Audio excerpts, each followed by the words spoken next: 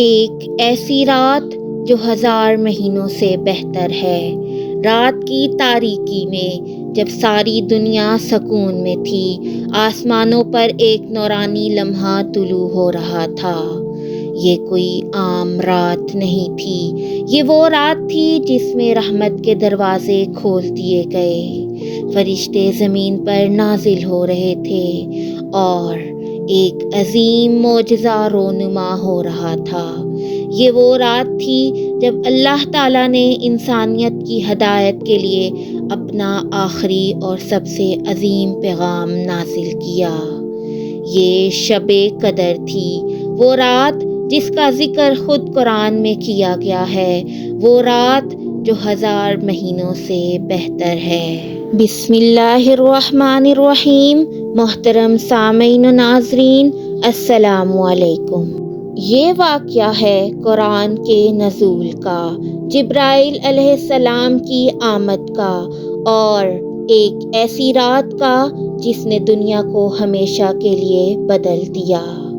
یہ رمضان المبارک کی ایک مبارک رات تھی، مکہ مکرمہ کے ایک پہاڑ میں جہاں ایک غار تھی، ایک عظیم لمحہ رونما ہونے والا تھا۔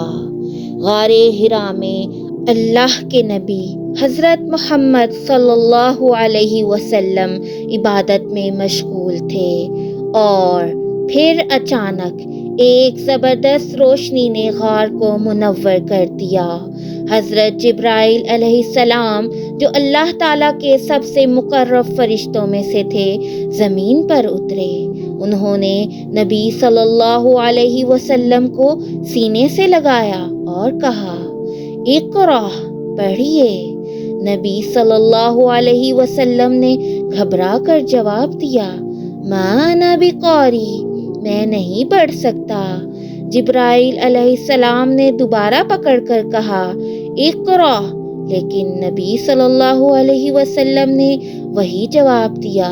پھر تیسری بار حضرت جبرائیل علیہ السلام نے کہا، اقرأ بسم ربک الذی خلق، پڑھیے اپنے رب کے نام سے جس نے پیدا کیا۔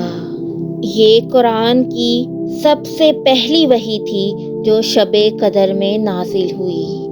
اللہ تعالیٰ نے قرآن میں شب قدر کی فضیلت بیان کرتے ہوئے فرمایا، بے شک ہم نے اس قرآن کو شب قدر میں نازل کیا، اور تمہیں کیا معلوم شب قدر کیا ہے؟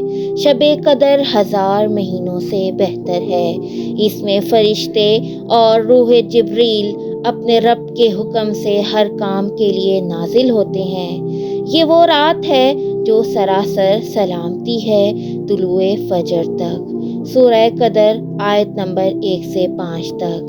شب قدر میں کیا ہوتا ہے، احادیث کی روشنی میں جانتے ہیں۔ نبی صلی اللہ علیہ وسلم نے فرمایا، شب قدر میں جبرائیل علیہ السلام فرشتوں کے ایک لشکر کے ساتھ زمین پر نازل ہوتے ہیں۔ وہ ہر اس شخص کے لیے دعا کرتے ہیں جو عبادت میں مشغول ہوتا ہے۔ مسند احمد۔ آپ صلی اللہ علیہ وسلم نے فرمایا، جو شخص ایمان کے ساتھ اور ثواب کی نیت سے شب قدر میں قیام کرے، اس کے تمام پچھلے گناہ معاف کر دیے جاتے ہیں۔ صحیح بخاری، حدیث نمبر 1901۔ حضرت عائشہ رضی اللہ تعالی عنہا نے آپ صلی اللہ علیہ وسلم سے پوچھا، یا رسول اللہ، اگر مجھے شب قدر مل جائے تو میں کیا دعا مانگوں؟ آپ صلی اللہ علیہ وسلم نے فرمایا، تم یہ پڑھا کرو، اے اللہ، تو معاف کرنے والا ہے، معافی کو پسند کرتا ہے، بس مجھے معاف فرما دے۔ ترمذی، حدیث نمبر 3513۔ یہ رات کیسے گزاری جائے؟ زیادہ سے زیادہ نوافل پڑھیں، دل سے گناہوں کی معافی مانگیں۔ یہ وہ رات ہے جس میں قرآن پاک نازل ہوا، تو اس میں زیادہ سے زیادہ قرآن کی تلاوت کریں، ذکر و اذکار کریں، صدقہ اور خیرات جو ممکن ہو غریبوں کی مدد کریں۔ یہ رات قبولیت کی رات ہے، اپنے لیے، اپنے والدین کے لیے امت مسلمہ کے لیے دعا کریں۔ کیا ہم اس رات کی قدر کر رہے ہیں؟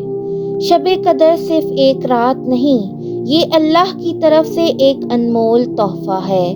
یہ رات 1000 مہینوں سے بہتر ہے۔ یعنی اگر ہم اس رات میں عبادت کریں تو ہمیں 83 سال کی عبادت کا ثواب مل سکتا ہے۔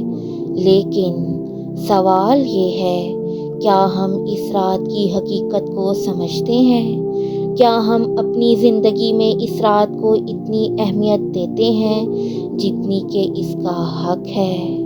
یہ وہ رات ہے جس میں زمین پر اللہ کی رحمت برستی ہے اور فرشتے ہمارے لیے دعائیں کرتے ہیں۔ یہ وہ رات ہے جس میں قسمتوں کے فیصلے لکھے جاتے ہیں۔ اب یہ صرف ہم پر منحصر ہے کہ کیا ہم اس رات کو غفلت میں گزاریں گے یا اللہ تعالیٰ کے قریب ہونے کا موقع حاصل کریں گے۔ یہ واقعہ صرف قرآن اور حدیث کی روشنی میں بیان کیا گیا ہے۔